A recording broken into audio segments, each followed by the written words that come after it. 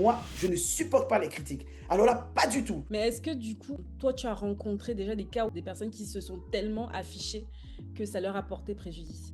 Oui, On veut savoir.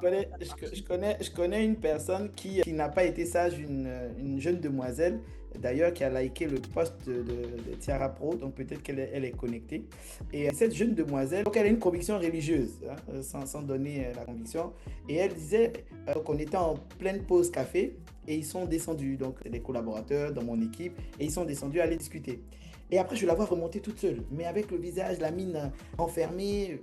Ok, bon, je fais autre chose et tout ça. Et après, les collègues avec qui elle travaillait sont venus me dire, mais en fait, elle, on n'en peut plus, quoi. C'est pas possible. On n'en peut plus. Je dis, ok, très bien, qu'est-ce qui s'est passé? Ah ouais, non, mais en fait, t'as l'impression que c'est Mère Teresa, quoi. On peut pas lui parler. On est en train de. Je dis, mais qu'est-ce qui s'est passé concrètement? Parce que je veux comprendre. Puisque la décision de la garder ou pas, quelque part, on va me poser la question. Et en fait, ils m'ont expliqué que ils étaient en train d'échanger. On était en pleine période d'évaluation. Et elle avait eu des évaluations qui n'étaient pas forcément positives et d'autres qui étaient positives. Et les collaborateurs avec qui elle discutait, ils étaient dans le cabinet depuis bien longtemps. Donc, ils connaissaient un peu les managers qui sont plus stricts que d'autres. Et ils ont commencé à casser du sucre. Ah ouais, non, mais celui-là, non, mais laisse tomber. Si tu as travaillé avec lui, non, mais c'est foutu. T'inquiète pas, lui, il va te casser comme pas possible. Elle a dit, ah non, moi, je ne supporte pas les critiques. Alors là, pas du tout. Donc, si c'est pour continuer à parler comme ça, mais moi, je m'en vais.